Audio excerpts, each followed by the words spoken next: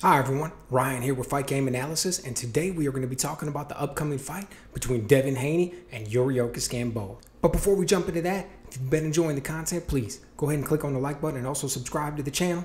I really appreciate your support. Alright, so this is it, somewhat. This is the fight we've been waiting for. A lot of people have been waiting to see Devin Haney get a name on his resume, take a step-up fight. And this is it. Gamboa is that name. I mean, we've been hearing a lot about Haney. We've been seeing him for a while. Looks very promising. Talked about amongst the elite of the 135-pound division. As soon as Teofimo Lopez beat Lomachenko the other day, you know, Haney's name was one of the ones that started to get tossed around along with Gervonta Davis and things like that. But the thing about Haney is we've never seen him tested against the top of the division yet. Now, he's a young guy. He's only 21 years old. Let's not get ahead of ourselves on what we expect from him just yet. But he's already looked really impressive. So 138 fights as an amateur, turns pro at 16 years old down in Mexico, gets a few fights down there, then comes up to the U.S., starts fighting when he's 18. And he's looked good. He's 24-0 at this point with 15 knockouts, and he has got some skills. And then you've got Gamboa. I mean, far past his prime at this point, appears to be playing the role of, I don't even want to say gatekeeper. It might be a little bit early to say that. Maybe he could be considered a gatekeeper.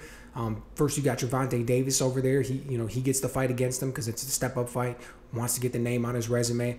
And now you see the same thing going on with Haney. I'm sure he's getting paid well. Obviously, if somehow he's able to pull off the huge upset and get the victory, he's going to steal all the young guys' momentum. So I understand him, why he takes the fight. It just always kind of sucks to see guys go throughout their whole career, so to speak, and then kind of get relegated to that role. I remember when Gamboa first came over, when he defected from Cuba, came over, turned pro, and there was just so much hype around him. You had him, Guillermo Rigondeaux, and guys coming off this Cuban team, and he comes over and he's making waves, and he looked good. And he had the fast hands and the combinations, and he was aggressive, and he was a good fighter to watch.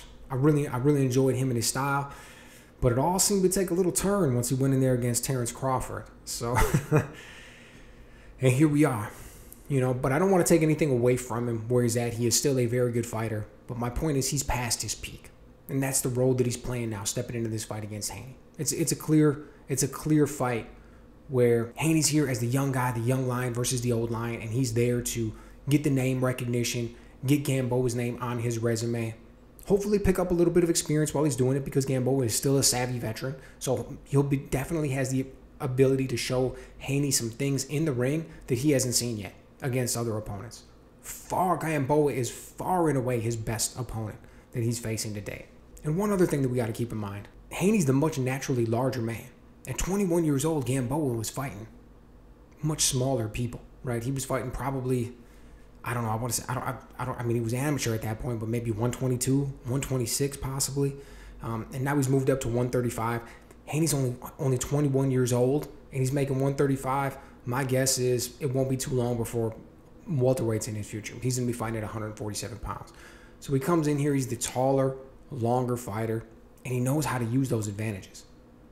Haney is really skilled. When you watch him, he doesn't just go in there and blow guys out with athleticism. He's not just a one-trick pony in the sense that he's fast or he's got power or something like that. The man knows how to fight. He uses feints really well, angles. He's tall and he's long, and he knows how to use his reach. He'll start to fight out of that Philly shell and use really good counters, rolls with punches, a lot of timing-based shots.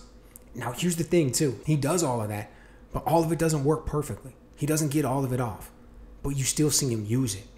And that's a great thing for a young fighter because he feels confident enough with his training to go and actually test out those skills in the ring. And that's the way that you get better. That's the way that you perfect him when he finally does step up and start fighting the best of the best. You hear about guys who do stuff who do things in the gym, look really great in sparring, look really great in training, and then it doesn't translate to the ring. And it's usually because they're not 100% confident. They don't want to use it and have it not work. They don't want to get embarrassed. They don't want to leave themselves open and take those chances. And they just never end up bridging that gap going all the way. But he's already coming out there doing all of those things. And that's only going to make him that much better. It's only going to give him that much more room to grow as he continues to rack up these fights. So what's it going to look like when these two step into the ring on Saturday night? Really don't think it's going to be that hard to see. I expect Haney to go out there and dominate right from the opening bell. I mean, he's younger, he's faster, he's more athletic. He's stronger. You know, like I said, Gamboa is a savvy veteran. He will show him some things that he hasn't seen. He's going to be able to land some jabs here and there, maybe work some angles and stuff. But there's a reason Devin Haney's such a huge favorite, and everybody expects him to just shine in this fight, and I think it's going to happen too. I'd be really shocked if it went the distance. Haney should get the knockout in this one. He should look great. Gamboa is the older fighter.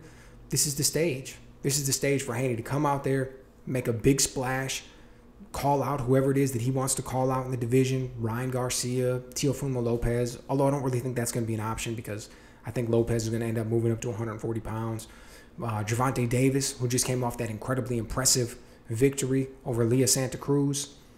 But this is going to be his platform, his showcase after this fight. So he's going to go in there and shine.